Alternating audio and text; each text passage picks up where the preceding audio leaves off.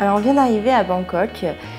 Pour la petite histoire, en fait, le Vietnam c'est magnifique, c'est super, on a fait des choses géniales entre Hanoï et la baie d'Along, mais au final on voulait aller à Sapa, dans les montagnes, à la rencontre des peuples Hmong, mais je pense que ça aurait été compliqué avec des enfants.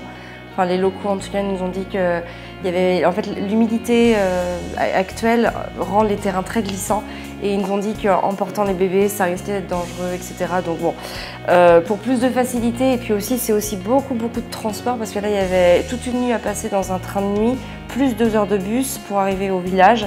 Après on voulait faire dans le sud Hue et Hoi An et c'est pareil, il faut reprendre un avion, etc.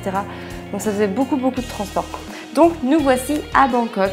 On s'est pris un hôtel là dans le centre et voilà. Alors aujourd'hui on va faire Bangkok, on va aller dans la vieille ville, on va aller faire un tour, voilà, Khao San Road, les Kong, tout ça, enfin les classiques de Bangkok.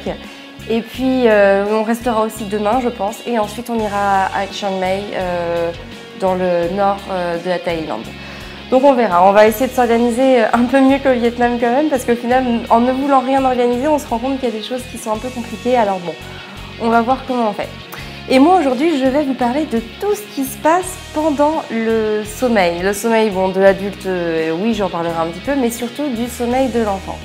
Donc on va sortir, on va aller déjeuner et puis je vous raconte ça pendant ce temps-là. À tout à l'heure.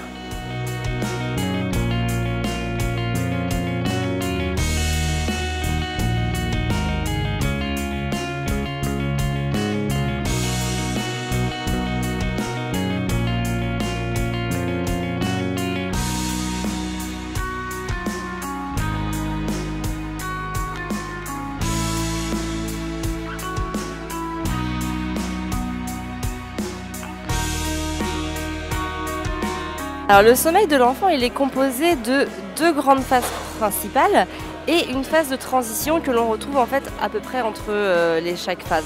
Donc il y a le sommeil en fait actif ou léger, qu'on appelle aussi sommeil paradoxal, et il y a le sommeil calme que l'on appelle aussi le sommeil profond ou le sommeil lent. Et donc en fait les phases transitionnelles donc, viennent se mettre entre ces différentes phases et ce sont des phases en fait où l'enfant peut être aussi très perturbé.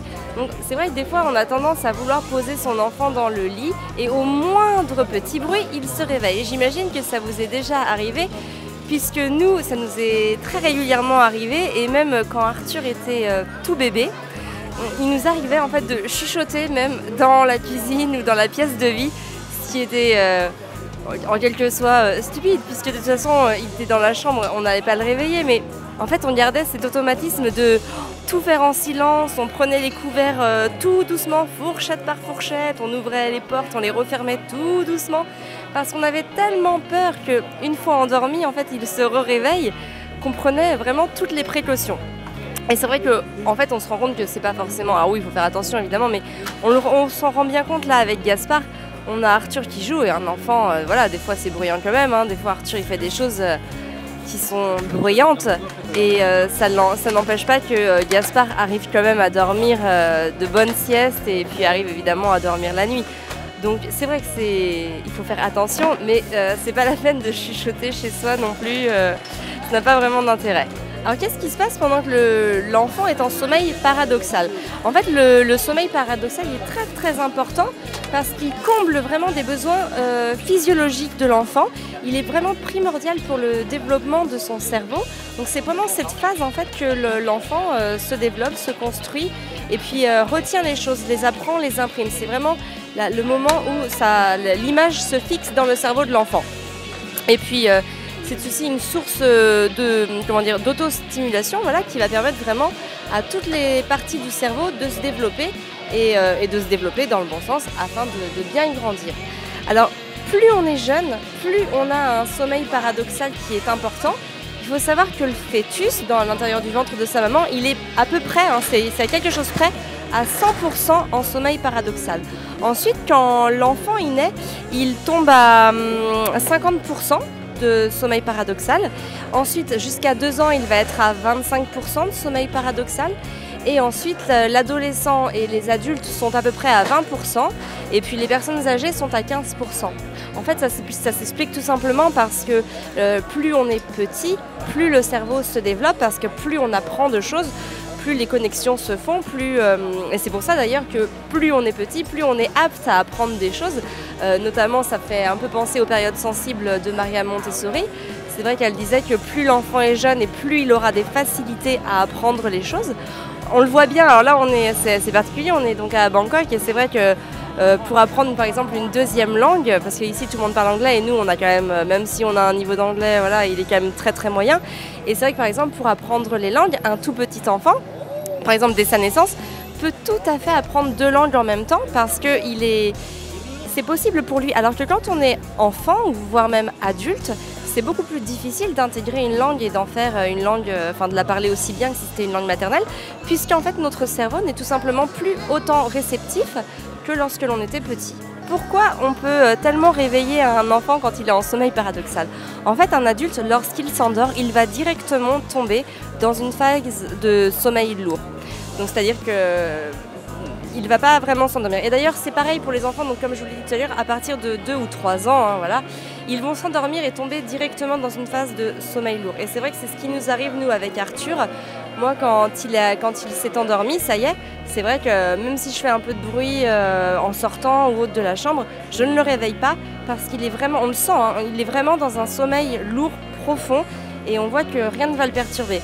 Alors que pour Gaspard, c'est différent parce que lui, quand il s'endort, et tous les enfants, tous les petits bébés jusqu'à à peu près 2 ans s'endorment de la même façon, il rentre d'abord dans une phase de sommeil paradoxal et on pense qu'il s'est endormi et au final, en fait, il peut se réveiller au moindre bruit, au moindre geste, au moindre mouvement parce qu'en fait, il est vraiment dans sa phase de transition, la phase de sommeil paradoxal et du coup, eh bien, ça le réveille tout simplement.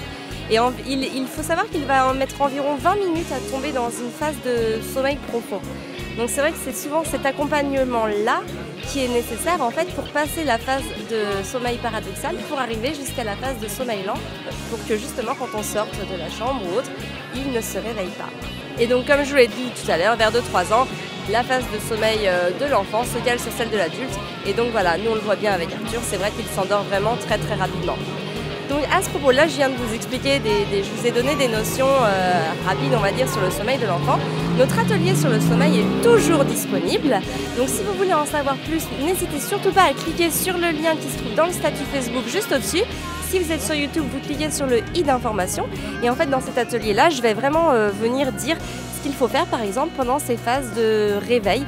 Quelles sont les stratégies, on va dire, à adopter pour que son enfant se rendorme paisiblement sans y passer non plus un temps phénoménal. Donc voilà, je donne plein d'informations de ce type-là. Je dis aussi comment faire pour que l'enfant s'endorme chaque soir avec les mêmes systématismes, comment instaurer un rituel, à quel moment le faire, etc. Enfin, plein d'infos, tout ce qui a marché chez nous et vraiment plein de choses utiles qui peuvent vraiment venir aider tous les parents qui en auront besoin. À très vite!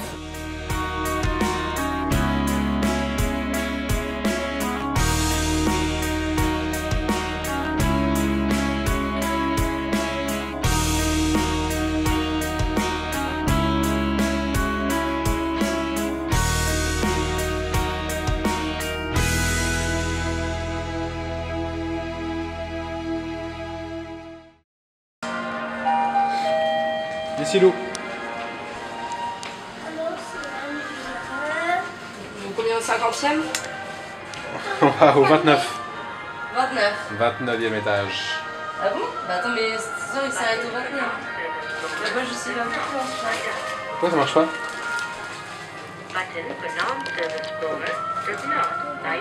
Qu'est-ce qu'il raconte? Bah attends, c'est pas elle. Ah, faut la clé, c'est vrai, il faut la clé. Ah mais oui, c'est vrai, j'ai zappé. Ok. Ok, 29. 29? Yeah, thank you. I forgot the card. Oh, so can I rent your room? You Room? don't have this? No, we have, but I forget we have to... Ah, Parce qu'il y en a un qui s'allume là.